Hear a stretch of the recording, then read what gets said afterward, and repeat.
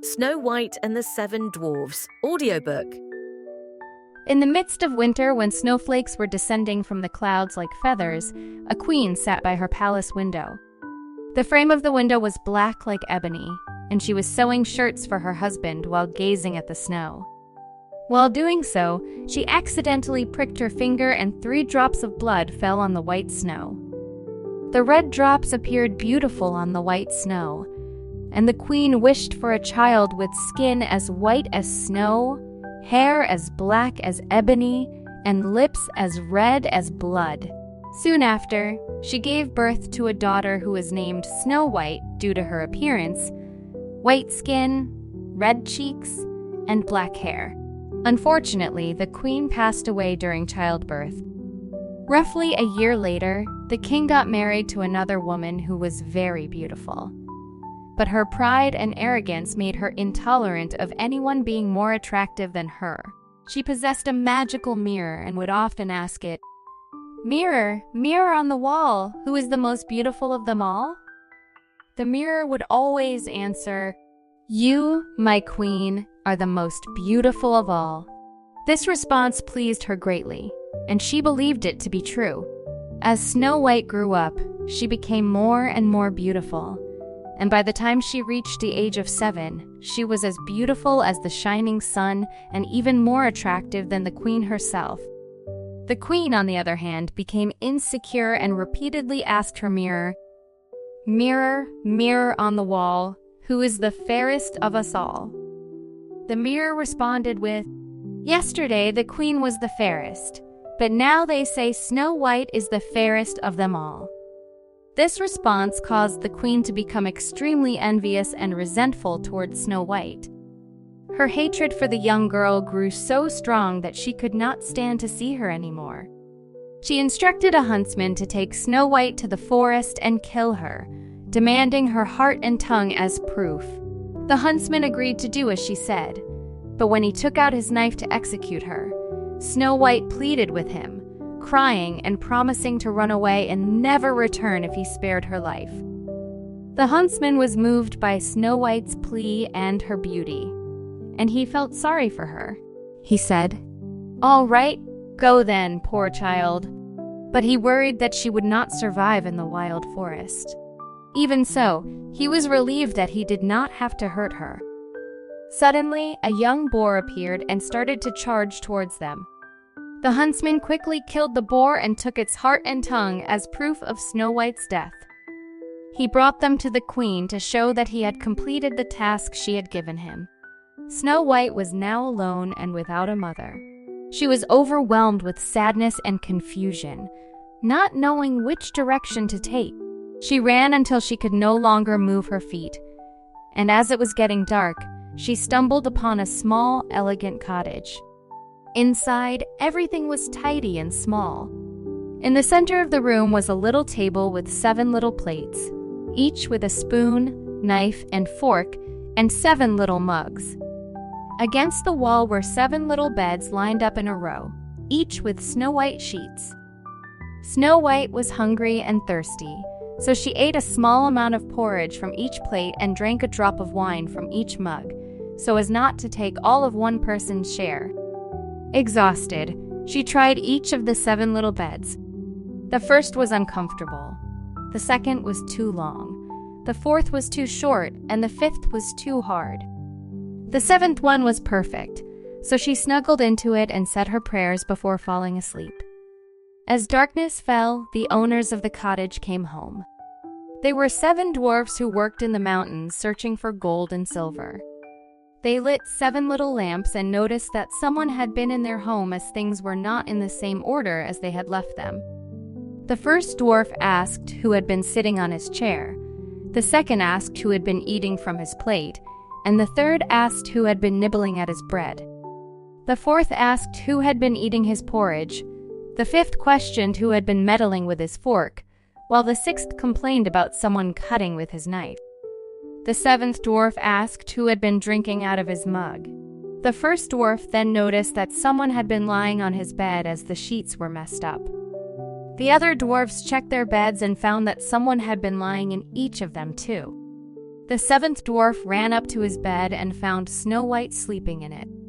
He called the other dwarves, who were amazed and held up their lamps to see the little girl. The dwarves were amazed by Snow White's beauty and did not want to disturb her sleep. The dwarf whose bed she was sleeping in shared his bed with each of his companions for an hour each throughout the night.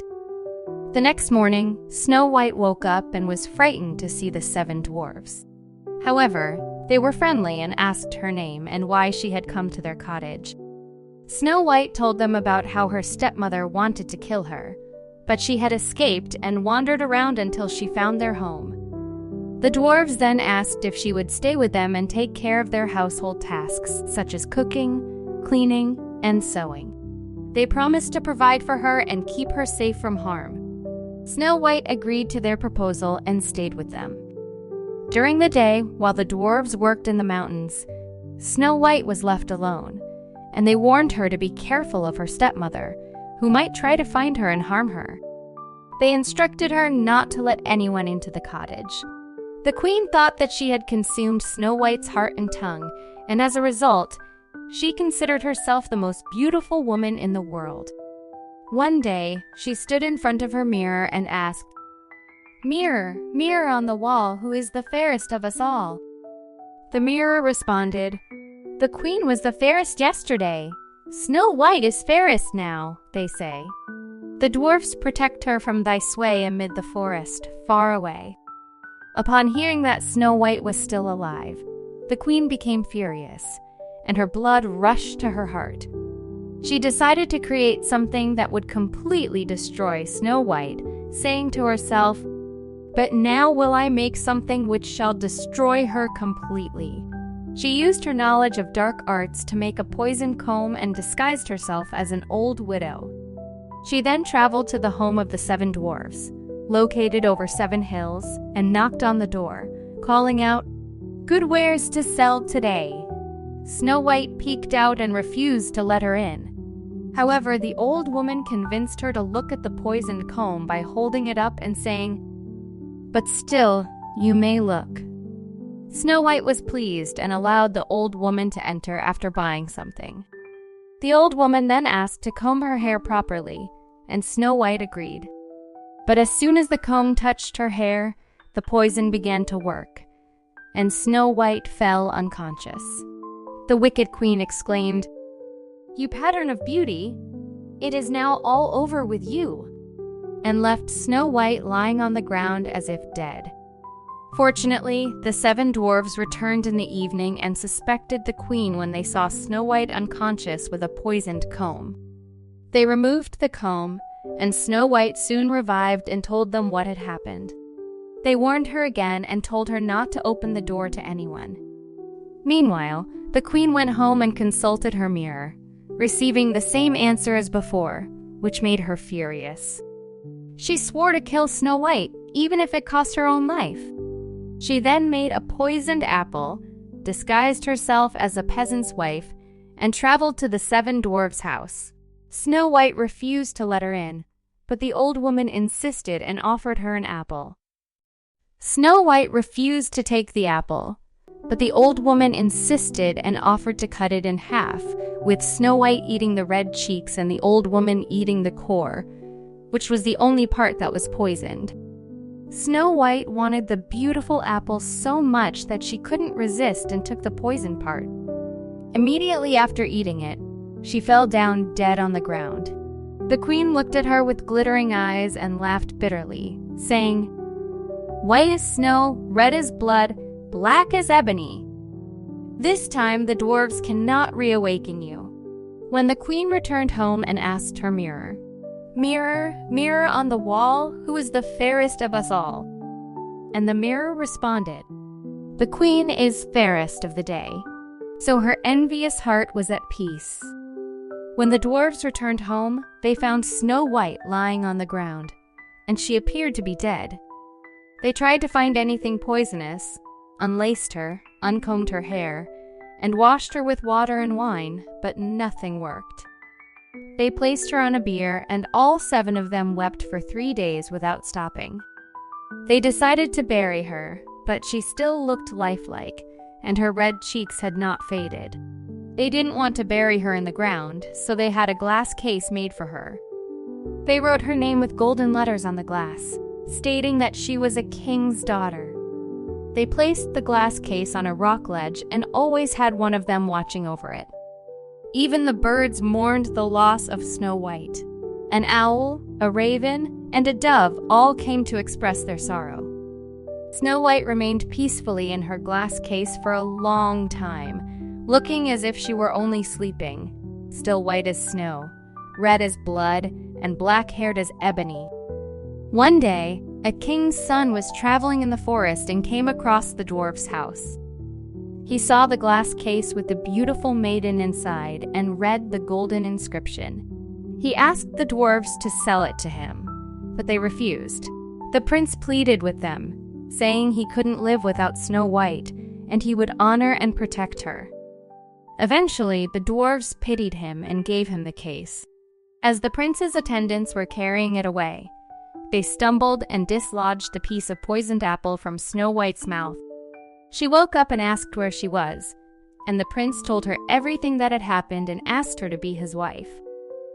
Snow White agreed, and they got married with great splendor and magnificence at the castle of the king, his father. Snow White's stepmother received an invitation to the wedding, and when she was dressed up, she went in front of her mirror and asked, "Mirror, mirror on the wall, who is the fairest of us all?" The mirror replied, "The queen was fairest yesterday. The prince's bride is now," they say. The queen was furious and mortified by these words and didn't know what to do with herself. At first, she decided not to attend the wedding, but her desire to see the princess was too strong. When she saw the bride, she realized that it was Snow White and was so shocked and enraged that she ran out of the castle and was never seen again.